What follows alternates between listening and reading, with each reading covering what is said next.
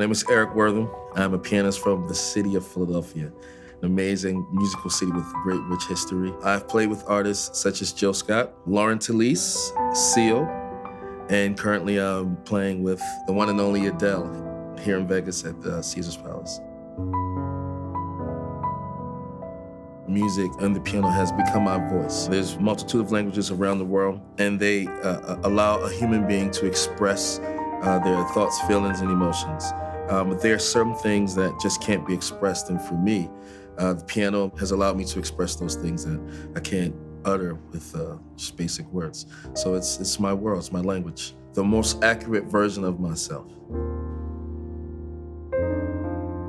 My dad was a bishop of a church, so growing up in church, attending church, gospel music was the first sound I remember hearing. Gospel music is very powerful because its goal is to lift the spirit of the people, and the people typically that it's geared towards lifting the spirit of deal with a lot of heaviness in their day-to-day life. So to move such heaviness requires such powerful music. So yeah, for me growing up, it was gospel music, hearing my mom sing, hearing my grandfather sing, hearing different ways in which people, uplift their spirit.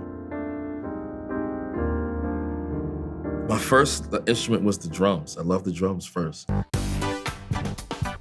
I was little and I wanted to play drums. I was about 6 years old, and my church would fellowship with another church. But this one particular youth convention, I wanted to play the drums, but Ralph Forrest was the drummer at the time, and rightfully so. So I had to sing on the choir loft, which I don't want to sing. I want to beat the drums. I'm a boy. I want to bang on stuff. So I was up there begrudgingly, and I remember, because I was always short, I was standing in the front of the choir, and I was watching the organist just play the organ. And it looked like he was just mashing a series of buttons, Just looked like he was just nonchalantly just smearing his hands on the organ. And but I noticed that what he was playing was causing the people to, either worship or dance. I just connected with it, and I just felt like I could do it. So I have two other sisters, and at that time, they were both taking piano lessons. And when I went back from that youth convention, I was stuck in their room, and I took their keyboard. And I put it in my room, and it just started tinkering away, and it just came natural for me. And I fell in love. Like within the first couple days, I fell in love, man.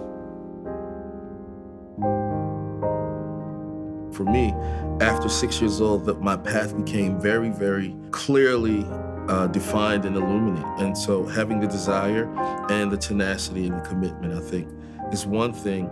Great instructors and great mentors, that will make or break anyone. What's the saying, practice makes perfect. But I had a teacher that said, perfect practice makes perfect. You can practice doing the wrong thing, and you can develop, bad habits, But if you practice doing the right thing, as the 1,000-hour theory, it'll become habit. So having great instructors was really good. But even with having the instructors, having like the appetite, man, I was very, very, very hungry. Playing with an artist like Jill Scott and with like a Lauren Talese and a Carol Riddick, you develop confidence in a form of artistry that you must have in order to perform and stand under the pressures of working with someone like an Adele, And that is trusting your heart, trusting your instincts, trusting your skill set, and also learning the lyrics to a song and embodying what it means and what it feels. You are evoking an emotion and a feeling, and you're providing that as a tapestry for an artist of that ilk, because then they're able to comfortably and confidently do their thing. It's like the scariest thing is to be true to you, Be true and vulnerable to yourself. It takes a lot of bravery. It takes a lot of character and courage. Honestly, I got so much of that from the artists that I had a chance to accompany, which makes it perfect for working with the GOAT.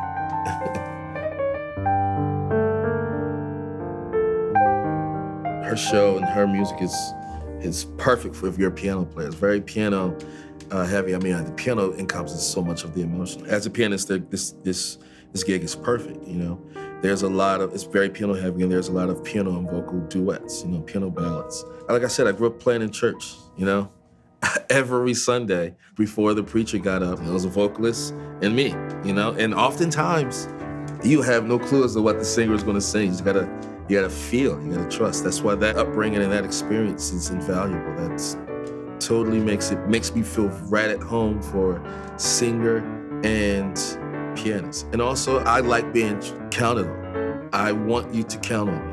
I want you to have faith and trust in me. You know, I think that's somewhere deeply innate. I love that pressure and I love being counted on. Yeah, it's one of those things, like sometimes I'll be brushing my teeth and I'm like, what? How? Me? How am I here? This is insane. So my Yamaha love happened, the year was 1995. It was the month of October. It was right before Halloween. And I was at church, and this gentleman came up to me. He's like, "Man, you got a lot of ideas, a lot of abilities. Have you heard of Chick Corea?" I was like, "No."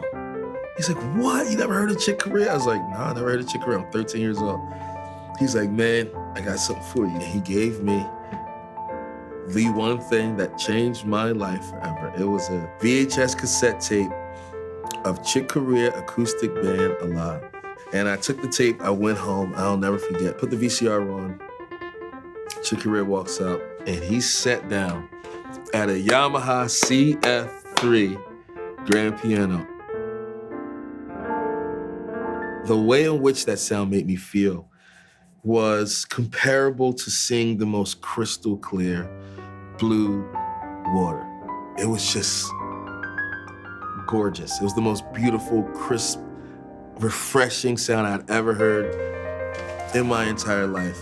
And 2 relationships began that day. 2 lifelong relationships, and that's my relationship with Chick Corea, rest in peace, and the Yamaha piano. Yeah, that was the day. It was all Yamaha. I didn't want to hear anything about no Steinway, no Bose, come on, get out of here. I love them though, with all due respect to the companies and the brands, but for me to play, these fingers touch Yamaha.